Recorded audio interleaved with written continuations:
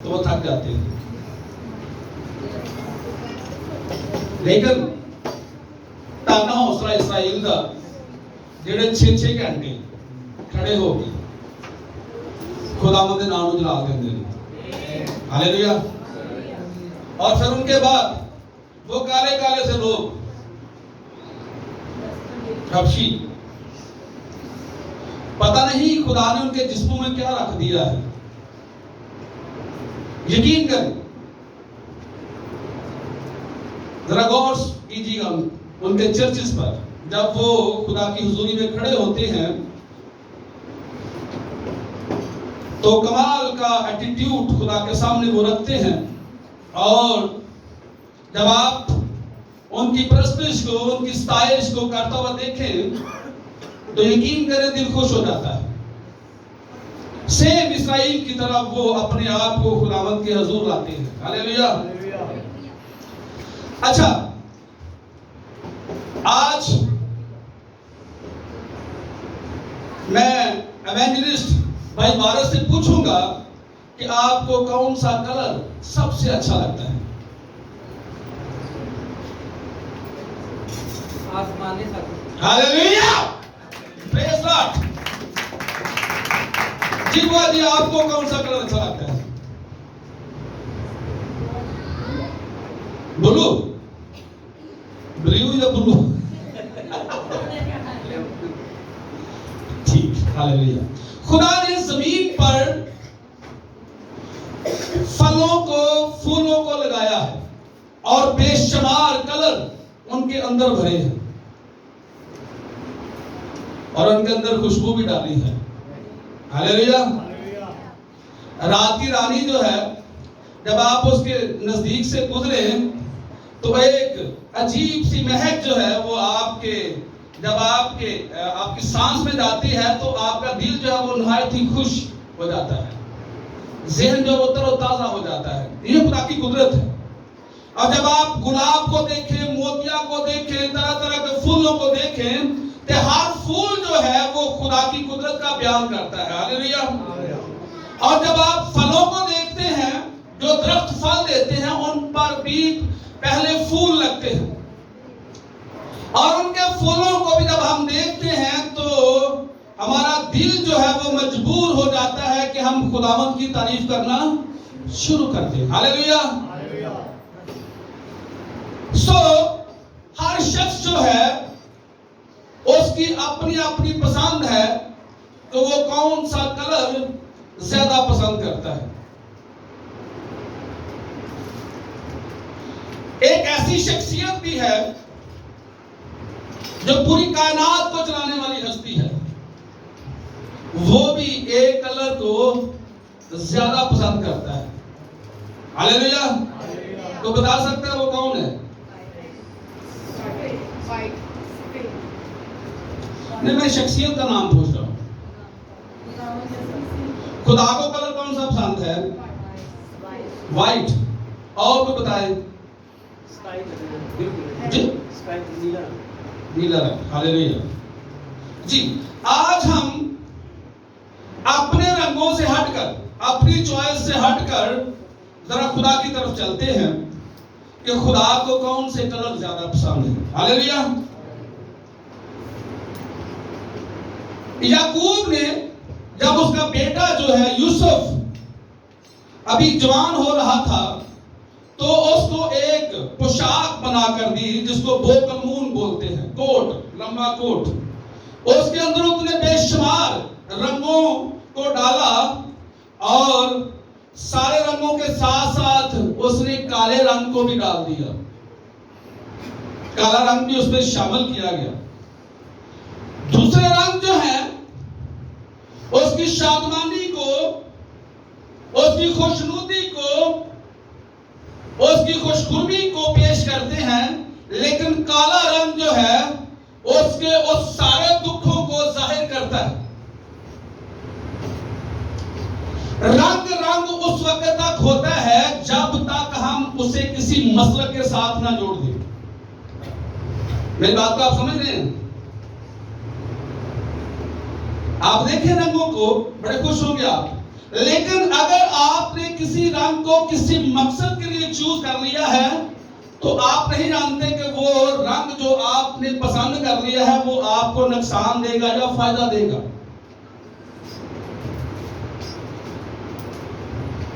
मिसाल के तौर पर काला रंग, बाइबल में कहते हैं काले रंग को तारीकी का निशान जाहिर करती है, ऐसे ही है। इसीलिए खुदा ने जब रोशनी को बनाया, यानी खुदा ने कहा रोशनी हो जा, तो रोशनी हो गई। और जब हम यहूदी कमेंट्री को पढ़ते हैं, मूल इब्रानी बाइबल को पढ़ते हैं, तो वहां पर लिखा गया, दर्ज कर दिया गया कि 6 रंग जब मिक्स हुए तो ये रोशनी, सूरज की रोशनी जो आपको मिलती है, 6 रंगों का मजमुआ बनकर आपको एक वाइट रोशनी मिलती है। उन 6 रंगों में 7वां रंग खुदा ने इस्तेमाल नहीं किया। क्यों? काला रंग जिसको हम बोलते हैं, खुदा ने 6 रंगों का इस्तेमाल किया क्योंकि खुदा ने 6 दिन में ही पूरी कायनात को खलक किया, यहां तक कि इंसान को भी उसने तख्लीक किया। लेकिन सारी तख्लीकात के अंदर खुदा ने काले रंग को इस्तेमाल नहीं किया। काले रंग को अलहदा खुदा ने इस्तेमाल किया रात के लिए। और आपको पता है कि जब रात होती है, काला काम शुरू, जो काला रंग है शुरू हो जाता है, तो दुनिया की तमाम इब्लीसी कुव्वतें जो हैं वो रात के अंधेरे में, यानी कि काले में उठ खड़ी होती हैं। कितने लोगों को बात की समझ आ रही है? हालेलुया।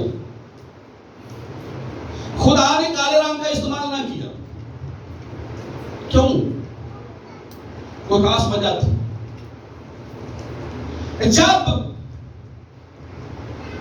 पूरब के मकाम पर खुदा ने पूरे इस्राएल को अपने पास बुला लिया, तो मूसा से कहा गया कि 2 तख्तियां लेकर आना, 2 तख्तियां लेकर आना, पत्थर की तख्तियां।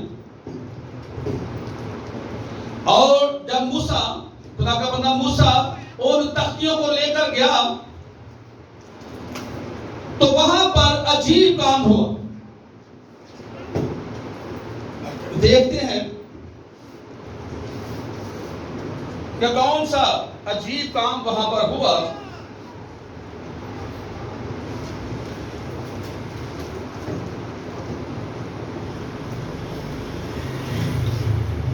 वहां पर तख्तियों को रख दिया गया, जहां पर खुदा ने मूसा से कहा कि यहां पर रख दे, वहां पर रख दिया गया। और जैसे ही 10 अहकाम जो हैं, जिस पर आज पूरी दुनिया चल रही है, जो खुदा ने कानून बनाए, आज तक वही कानून चल रहे हैं। दुनिया ने बाद में अपने फायदे के लिए, क्योंकि इंसान खुदगर्ज है, उसने अपनी खुदगर्जी के लिए बहुत से कानूनों को बनाया अपने लिए, अपने फायदे के लिए। पाकिस्तान में भी कुछ ऐसा ही है। वो कानून बनाया जाता है जो किसी लीडर के अपने फायदे में आता है। सो खुदा ने 10 अहकाम जो हैं वो बनी आदम के लिए बनाए। और उस वक्त हुआ क्या कि जब खुदा पूरी बनी इस्राएल के साथ हम कलाम होने वाला था और उन 10 अहकामात को बताने वाला था, तो वहां पर 35 से 40 लाख यहूदी खड़े हुए थे। और खुदा ने पहला हुक्म जो है वो बोलना शुरू किया। और जैसे ही बोलना शुरू किया, तो सारे के सारे इस्राएल जो थे वो अपने सर को झुकाए हुए थे, क्योंकि कोई भी इंसान जो है, जब खुदा आता है तो कोई भी इंसान उसके सामने ठहर नहीं सकता। पहाड़ गरजते हैं, हिलते हैं, बादल गरजते हैं, पहाड़ जो है वो भेड़ों की तरह उछलते हैं, कूदते हैं। उसके सामने, उसकी कुदरत के सामने कोई चीज ठहर नहीं सकती। और जैसे ही खुदा ने बोला इसराइल जो है वो अपने सरों को झुकाए हुए हैं, और कुछ ऐसे भी हैं वहां खड़े थे कि खुदा दिलों को गुर्दों को जानता है, खुदा मेरे और आपके इरादों को जानता है। वहां पर ऐसे लोग भी खड़े थे, वो खुदा की बात पर ध्यान नहीं दे रहे थे, वो खड़े थे। जैसे आज बहुत से लोग जो हैं वो चर्च में आ जाते हैं, बैठ जाते हैं, और कल जब पास्टर खादम ने कहा कि पिछला मैसेज जो मैंने सुनाया था वो कौन था, तो चंद एक लोगों ने जवाब दिया, बकाया सारे खामोश थे। इसका मतलब ये है कि अगर जब खुदा बात करता है तो चंद एक लोग खुदा की बातों को रिसीव करते हैं, बकाया फॉर्मेलिटी पूरी करते हैं, और फिर क्या होता है, चले जाते हैं। वहां पर भी कुछ ऐसा ही हुआ। लेकिन फिर क्या हुआ कि खुदा जब बोलता है तो उसकी उंगली के छोले जो हैं, आग के शोले जो हैं, वो हर एक शख्स के सामने आकर ठहर गए, बिल्कुल यहां आग के शोले। और जब लोगों ने आग के शोलों को देखा तो वो कांप उठे, डर गए कि ये क्या माजरा है। ऊपर से बादल गरज रहा है, पहाड़ जो है वो तिड़क रहा है, पहाड़ जो है, हुरब का पहाड़ जो है, खुदा की ताब ना लाकर वो हिल रहा है, जैसे जलजला आ रहा है, जमीन हिल रही है। और बनी इस्राएल कौम जो है वो सामने खड़ी है, उनके दिल जो हैं वो मचल रहे हैं। कईयों को हार्ट अटैक आया होगा, कईयों को आने वाला होगा, कईयों की मतली जो है वो निकल रही होगी। यानी कि इस कदर खौफ तारी हुआ कि आप सोच भी नहीं सकते। और आज क्या होता है कि हम जब खुदा के घर में आते हैं तो बिल्कुल हम लापरवाही के साथ आते हैं, कोई खौफ हमारे अंदर नहीं है। हम अपनी मर्जी से आ रहे होते हैं, अपनी मर्जी से बैठते हैं। हालांकि खुदा के कलाम में लिखा है कि डरते हुए कांपते हुए खुदावंद की बारगाहों में, हमारे अंदर को डर को खौफ है। कितने लोग इस बात को जानते हैं कि जब आप खुदा की हैकल में आए तो आपको क्या करना चाहिए, जब आप घर से निकले तो आपको क्या करना चाहिए, खुदा का शुक्रिया अदा करना चाहिए।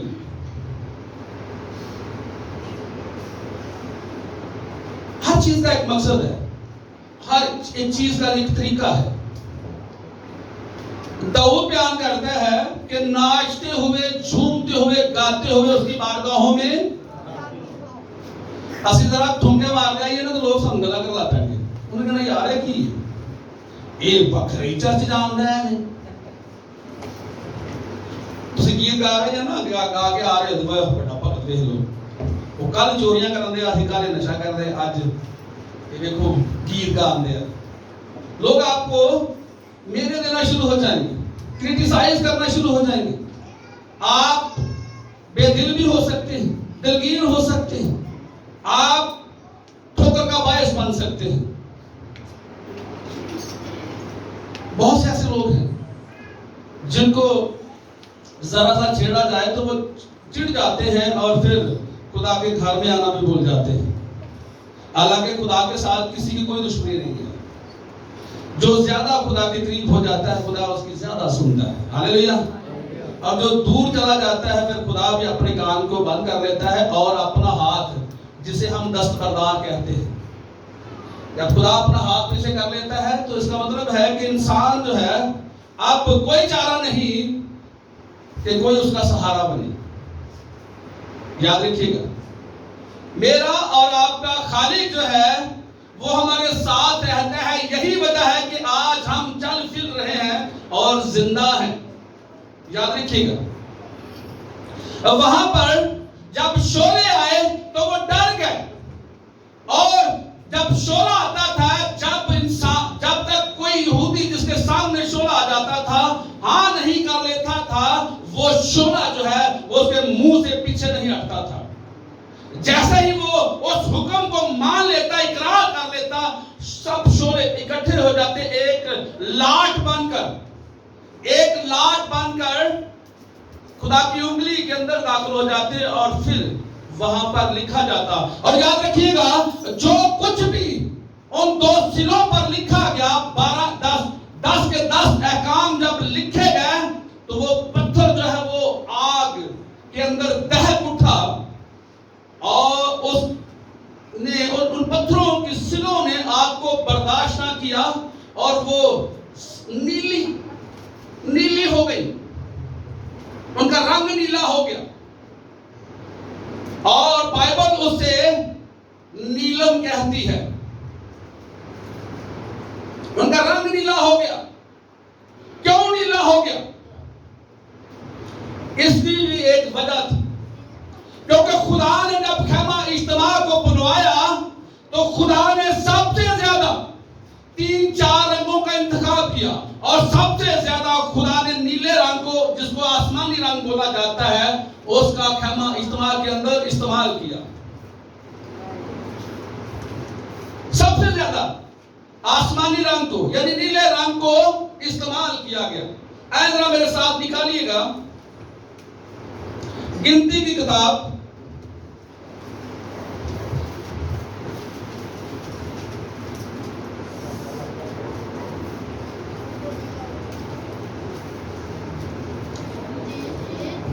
गिनती की किताब 15 बाब,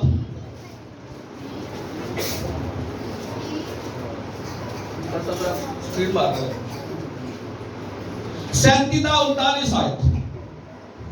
गिनती की किताब 15 बाब, उसका 37-39 था। कलाम अक़दस में से गिनती की किताब, उसका 15वां बाब और उसकी 37वीं आयत से लेकर 39वें, chapter number 15 verse number 37 to 39। उसमें ये लिखा है, और खुदावंद ने मूसा से कहा, बनी इस्राएल से कह कि वह नस्ल दर नस्ल अपने पैरानों के किनारों पर झालर लगाए, और हर किनारे की झालर के ऊपर आसमानी रंग का डोरा टांगे। ये झालर तुम्हारे लिए ऐसी हो कि जब तुम उसे देखो तो खुदावंद के सब हुक्मों को याद करके उन पर अमल करो, और अपने दिल और आंखों की ख्वाहिशों की पैरवी में ज़नाकारी ना करते फिरो, जैसा करते आए हो। कलामे खुदा का पढ़ा और सुना जाना हम सबों के लिए बाइस से बरकत। हालेलुया। खुदा ने खैमा इज्तिमा के अंदर नीला रंग, यानी कि आसमानी रंग जो है उसको इस्तेमाल किया। क्यों इस्तेमाल किया? क्योंकि नीला रंग जो है उसके ऊपर 10 अहकाम जो है वो तहरीर कर दिए गए। वो सिले जो हैं, पहले पता नहीं, मुझे नहीं पता, और ना ही बाइबल इस बात, कोई यहूदी कमेंट्री इस बात की तस्दीक करती है, लेकिन यह तस्दीक हो चुका कि सिले जो हैं वो आग की तपश के वसीला से नीली हो गई, और जिसको नीलम कहा गया। और खुदा ने खैमा इज्तिमा के अंदर नीले रंग को इसलिए इस्तेमाल किया कि हर यहूदी जब इस नीले रंग को देखे तो उसको 10 अहकाम जो हैं वो याद आते रहे, उसको मानते रहे। और फिर खुदा ने जो आयत हमने पढ़ी है, अपना पैराहन जो है, जब वो पैराहन जिसको हम प्रेरशाल बोलते हैं, उसको जब मूसा के कहने के मुताबिक तैयार करवाया, तो वाइट चद्दर के अंदर जो पट्टियां थी वो नीले कलर की पट्टियां लगा दी गई। प्रेयर शाल जिसको हम चादर बोलते हैं, और उनके किनारों पर जो झालर थी वो भी नीले रंग की लगा दी गई। क्यों लगा दी गई? ताकि हर यहूदी जो है जब उस प्रेयर शाल को अपने सर के ऊपर नीचे तक ले, तो वो उसके अंदर जितना नीला रंग है वो उनको 10 अहकाम याद दिलाता रहे। 10 अहकाम याद दिलाता रहे। इसलिए खुदा ने नीले रंग का इस्तेमाल किया। और याद रखिएगा, खैमा इज्तिमा वो जगह है, वो मकाम है जो पहले आसमान पर है। आसमान से जो नक्शा, जो कुछ बना हुआ था, वो मूसा को समझाया गया। जो कुछ आसमान पर पहले से बना हुआ था, उसी को नक्शे के तौर पर मूसा से कहा गया और उसको जमीन पर जो है वो बना दिया गया। इसका मतलब ये है कि नीला रंग जो है, आसमान जहां पर नया यरूशलेम है, उसके अंदर खुदा जो है, जहां वो अपने मस्कन में आराम करता है, वहां पर भी उसने नीला रंग जो है लगाया हुआ है। इसलिए उसने जमीन पर जब अपना मस्कन तैयार करवाया, तो वहां पर भी उसने नीले रंग का ज्यादा इस्तेमाल किया। कितना प्यारा लगता है नीला रंग। किसी जमाने में मुझे सबसे, जब मैं बिल्कुल जवान हो रहा था, तो मुझे क्रीम कलर जो है, मोतिया कलर बहुत पसंद था। और फिर जब मैं थोड़ा सा मैच्योर हुआ, तो फिर मैंने इंतहा कर दी नीले कलर की। गाढ़ा नीला नहीं, बिल्कुल आसमानी कलर। और मैं लाहौर ग्रामर में दाखिल हुआ, अपना जॉब मैंने की, तो उनका यूनिफॉर्म भी नीला ही था, आसमानी कलर का। कई साल मैं उसको उतारता भी नहीं था, लेकिन उस वक्त मेरी स्टडी नहीं थी कि ये नीला रंग जो है खुदा को बहुत ज्यादा पसंद है। हालेलुया। लेकिन आप और मैं एक और रंग में रंग चुके हैं। किस रंग में? हालेलुया। और ये लाल रंग यीशु का है। हालेलुया। खुदा का अपना पसंदीदा जो कलर है, खुदा इब्राहिम का, वो नीला है।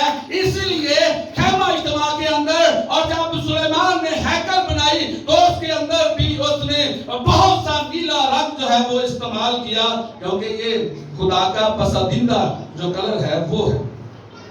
लेकिन खुदावंद ने, खुदा इब्राहिम ने एक और कलर को सबसे ज्यादा अहमियत दे दी, सबसे, सब रंगों से। और वो रंग था मसीह यीशु का लहू। ये जो रंग है, इनका सारा दारोमदार जो है वो लाल रंग पर आकर एंड हो जाता है इसका। क्योंकि लाल रंग जो है उसके अंदर हम हैं। जिस तरह अयूब के चारों ओर बाढ़ थी, कवरिंग थी, आज मसीह यीशु का ब्लड जो है, जिसका रंग लाल है, वो हमें चारों ओर से घेरे हुए है। यही वजह है कि हम कोरोना जैसी वबा से, बहुत सी बीमारियों से, बहुत सी वबाओं से बचे हैं और बचे रहेंगे। ये मैंने इसलिए बोला है कि अभी बहुत सी आफतें, बहुत सी मुसीबतें जो हैं वो आने वाली हैं, क्योंकि खुदा का कलाम जो है इसकी तस्दीक करता है। सो याद रखिएगा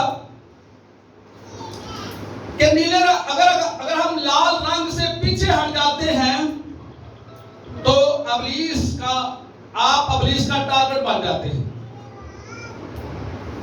हमें इस दौर में, आखिरी अयाम में अगर जिंदा रहना है, अगर रास्तबाजी के अंदर चलना है, तो मसीह यीशु के लहू को, जिसका रंग लाल है, उसकी अहमियत को जानना है। अगर हम उसकी अहमियत को जान जाते हैं, तो फिर आप बगैर टिकट के, बगैर वीजे के, आप नए यरूशलेम के अंदर दाखिल हो जाते हैं। और अगर आप उसके लहू को, जो लाल है, उसकी अहमियत को नहीं जानते, तो आपको टिकट भी लेना पड़ेगी, आपको वीजा भी लेना पड़ेगा, और फिर आपका मकाम रोना और दांतों का पीसना होगा। आपका मकाम, आपका रिवार्ड। हम इसीलिए तमाम कदम जो है चीखते हैं, चलाते हैं, जोर लगाते हैं कि हमारे खानदान, आप हमारे खानदान हैं, आप हमारे अपने हैं, हम आपके हैं, आप हमारे हैं। हम एक दूसरे के लिए दर्द रखते हैं, तरस रखते हैं। पहले हम इस कदर आप लोगों के लिए दर्द नहीं रखते थे, लेकिन जब से खुदावंद यीशु ने अपने लहू की मोहर हम पर की है, तब उसने हमारे अंदर भी रहम और तरस डाला है, क्योंकि मसीह यीशु के अंदर रहम और तरस था।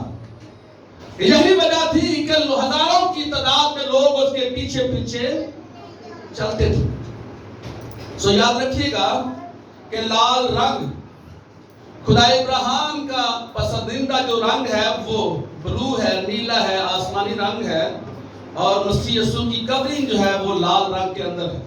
हालेलुया। और मुझे और आपको सिर्फ और सिर्फ लाल रंग यीशु का ब्लड ही सिक्योर कर सकता है। दुनिया में कोई ऐसी कुव्वत नहीं है जो हमें सिक्योर कर सकती है। हालेलुया। खुदावंद इस्लाम के वसीला से आप सबको बरकत दे।